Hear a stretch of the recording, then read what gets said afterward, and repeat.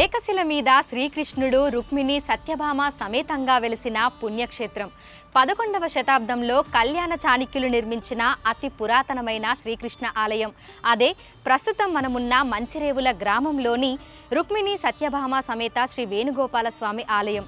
ఏకశిల మీద శ్రీకృష్ణుడు రుక్మిణి సత్యభామతో కలిసి స్వయంభూగా వెలిసిన ఈ ఆలయ చరిత్ర విశిష్టత గురించి తెలుసుకుందాము.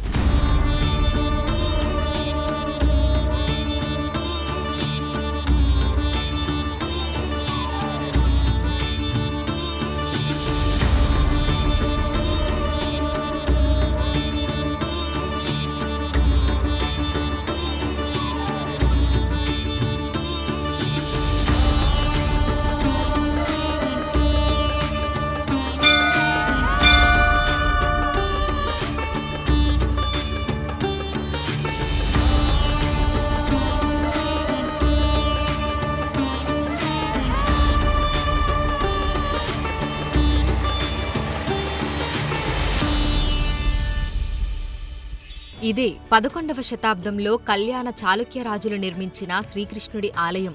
నగర శివారు ప్రాంతమైన మంచిరేవుల గ్రామంలో ఉంటుంది రుక్మిణి సత్యభామ సమేత శ్రీ వేణుగోపాలస్వామి దేవాలయం. ఔటర్ రింగ్ రోడ్డుకు కొంచెం దూరంలో ఆహ్లాదకర వాతావరణంలో ఆలయం ఉంటుంది. ఆలయానికి వెళ్లే దారిలో ముందుగా గోశాల కనిపిస్తుంది. లోపల గోవులకు భక్తులు దానా వేస్తుంటారు. కొంచెం ముందుకెళితే విశాల ప్రదేశంలో ఉంటుంది ఆలయం. ఆలయ నిర్మాణ శైలి సనాతన హిందూ సాంప్రదాయాలు, సంస్కృతులు తెలిపే విధంగా ఉంటుంది. ముఖద్వారం శంఖచక్ర నామాలతో, దేవతామూర్తుల విగ్రహాలతో, వైభవోపేతమైన రంగులతో రాజగోపురం మెరుస్తుంటుంది.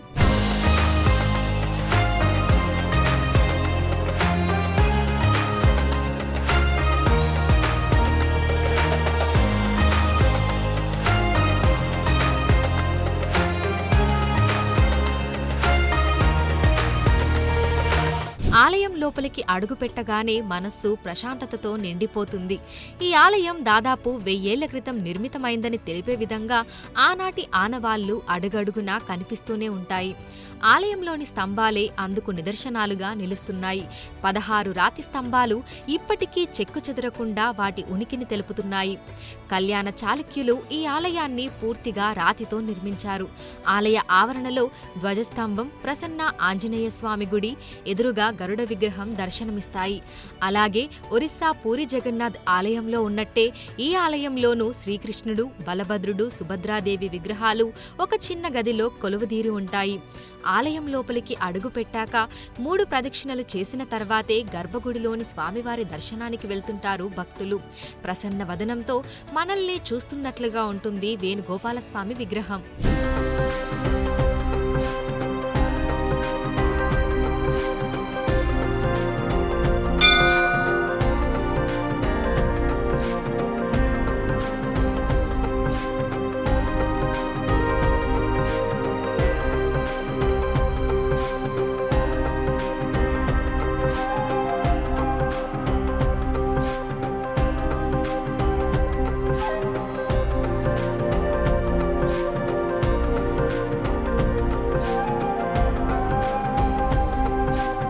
రుక్మిణి సత్యభామ సమేత శ్రీ వేణుగోపాల స్వామి దేవాలయము మంచిరేవుల గ్రామం. ఇది రంగారెడ్డి జిల్లా నార్సింగ్ మున్సిపాలిటీ పరిధిలోకి వస్తుంది.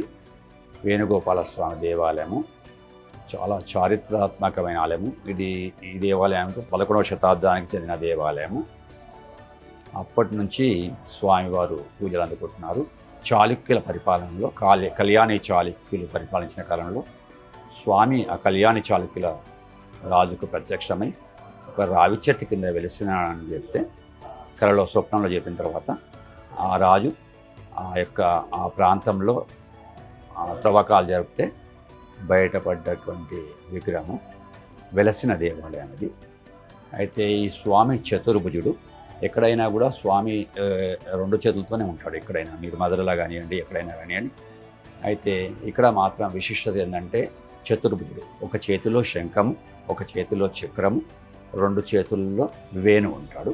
ఈ దేవాలయానికి భక్త రామదాసు మేనమామలైన అక్కన్న మాదన్న గోల్కొండ తానిషా కాలంలో వచ్చి పూజా కార్యక్రమాలు చేశారని పూజారి తెలిపారు. ఆ సమయంలో ఆలయం కొంచెం శిథిలావస్థలో ఉండటంతో అక్కన్న మాదన్నలు ఆలయ పునర్నిర్మాణం చేశారట. ఆ తర్వాత ఆలయం పూర్తిగా శిథిలావస్థకు చేరుకుందట. Dream Valley Resorts MD Santosh Reddy ఈ ఆలయాన్ని జీర్ణోద్ధరణ చేసి రాజగోపురం నిర్మించారట. పూర్వకాలంలో ఈ ఆలయ శైలి ఎలా ఉందనేది కొన్ని సినిమాల్లో చూడొచ్చని పూజారి అన్నారు. ఈ ఆలయం పరిసర ప్రాంతాల్లో మంచిబాబాయ్, షిరిడి సాయిబాబా మహత్యం సినిమాల షూటింగ్ జరిగిందని తెలిపారు.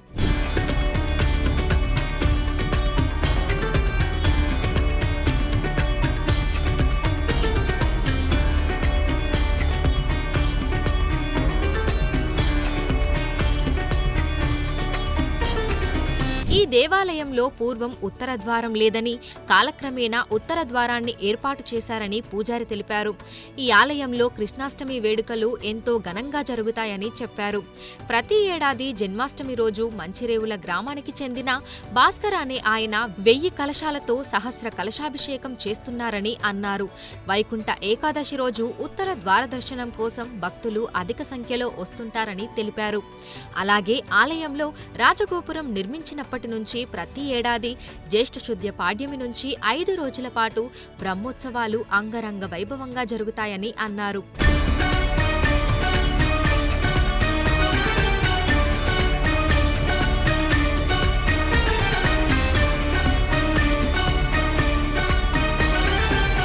ఆలయ మరో విశిష్టత, ప్రతి కృష్ణాలయంలో గరుడ విగ్రహం మనకు కనిపిస్తుంటుంది.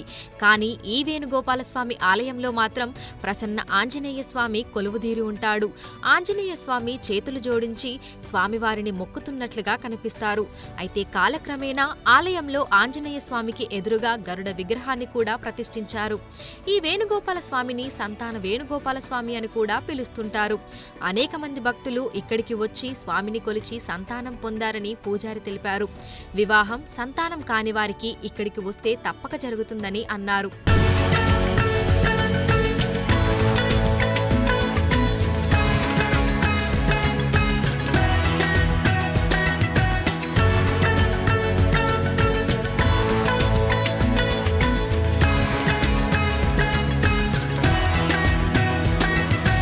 ఇక్కడ మనకు చిలుకూరు వెళ్తే వీసాకి ఎట్లా స్పెషలో ఇక్కడ వచ్చేసి సంతాన వేణుగోపాల స్వామి అంటారు. మన వేణుగోపాల స్వామిని సంతాన వేణుగోపాల స్వామి అంటారు. ఇక్కడ వచ్చి ఎలాంటి కోరికలు, పెళ్లి కాని వారైనా లేకపోతే సంతానం కోసమైనా వచ్చిన వాళ్ళంతా కూడా ఇక్కడ చాలామంది భక్తులు ఎంతో వాళ్ళు సొంతంగా వాళ్ళ అనుభవంతో చెప్పారు. ఎప్పుడైనా కూడా ఈ గోపురం దాటి లోపలికి రాగానే ప్రపంచం అంతా మర్చిపోయి స్వామివారి దీంట్లో ఉంటాము. ఆ వైబ్రేషన్, డివైన్ వైబ్రేషన్స్ పాత దేవాలయాల్లోనే ఉంటాయి. ఇప్పుడు కొత్తవి కట్టడం కాకుండా పాత దేవాలయాన్ని పునరుద్ధరించుకోవడం, వాటిని సంరక్షించుకోవడం, ఇలాంటి పురాతన మెట్ల బావులను మనం సంరక్షించుకోవడం అనేది చాలా ఇంపార్టెంట్ ఇప్పుడున్న సమయంలో. ఇవి చూస్తే పాత సినిమాల్లో చూస్తే షిరిడి సాయి మహత్యం అని పాతది షిరిడి సాయి మహత్యం ఉంది, విజయ్ చంద్ర గారు తీసినది. దాంట్లో కూడా ఈ టెంపుల్ ఒక ఈ 16 కాళ్ళ మండపం ఇది కనిపిస్తుంది. జనరల్గా మీరు చూస్తే ఈ 16 కాళ్ళ మండపం కామన్గా ఉంటుంది. ఇది రాతి కట్టడం అప్పటి నుంచి ఉంది కాబట్టి వాళ్ళు ఈ పురావస్తు శాస్త్రవేత్తలు కూడా చూసి ఇది ఈ స్ట్రక్చరు, ఈ యొక్క డిజైన్ ఇదంతా కూడా అప్పటి కళ్యాణి చాళుక్యులదని చెప్పి వాళ్ళు క్లియర్ చెప్పారు. నగరానికి దూరంగా ఉండటంతో ఈ ఆలయానికి భక్తుల రద్దీ కాస్త తక్కువగా ఉంటుంది. ఉదయం, సాయంకాలం సమయంలో వాతావరణం ఎంతో ఆహ్లాదకరంగా ఉంటుందని, ఆ సమయంలో భక్తులు వస్తుంటారని పూజారి తెలిపారు. ఆలయం బయట చెట్లతో నిండిన విశాల ప్రదేశం ఉంటుంది. భక్తులు కూర్చునేందుకు బెంచీలను కూడా ఏర్పాటు చేశారు. అలాగే కొంచెం దూరంలో ఆనాటి పురాతన మండపం కూడా కనిపిస్తుంది. ఆలయానికి ఆనుకొని పూర్వం ఒక మెట్లబావి కూడా ఉండేది. అది కొంతకాలం క్రితం బయటపడి పునరుద్ధరించబడిందని భక్తులు చెప్తున్నారు. ఆ ప్రాంతమంతా మొక్కలతో ఎంతో సుందరంగా మలిచారు.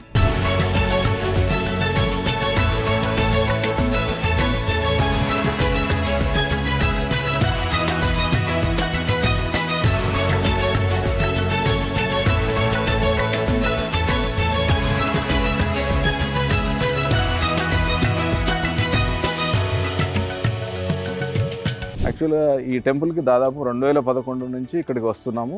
అప్పుడు ఒక టెంపుల్ లోపల ప్లాంటేషన్ వర్క్ వచ్చినప్పుడు వచ్చాము. అప్పుడు చూశాను అన్నట్టు. చాలా ప్రశాంతమైన టెంపుల్ ఇది, చాలా అత్యంత పురాతనమైన టెంపుల్. ఈ మధ్య తెలిసింది ఏమంటే ఇది 11th సెంచరీ టెంపుల్ అని తెలిసింది. దీని తర్వాత ఈ మధ్యలో ఒక పురాతన మెట్ల బావి కూడా ఉంది. దాన్ని రెయిన్ వాటర్ ప్రాజెక్ట్ అని కల్పనా రమేష్ గారు వారు బయటకు తీయడానికి, అంటే బన్సిలాల్పేట టెంపుల్ బావి ఇది ఎలా తీశారో అట్లాగే ఇక్కడ కూడా అది తీయడానికి మేము వారిని ఇక్కడికి రమ్మని చెప్పి చూపించి ఈ టెంపుల్ బావిని బయటకు తీయడం జరిగింది. మెట్లు రెండు వైపుల మెట్లు ఉన్నాయి. టెంపుల్ నుంచి డైరెక్ట్గా పూజారులు వెళ్ళి స్వామివారికి తీర్థం తీసుకొని వచ్చి అభిషేకం చేసేటువంటి అప్పుడు ఉండేది. అవన్నీ కూడా మెట్లు బయటపడ్డాయి. ఈ 11th సెంచరీ టెంపుల్ అంటే కళ్యాణి చాళుక్యుల సమయం ఇది, ఆ టైంలో కట్టినటువంటి దేవాలయం.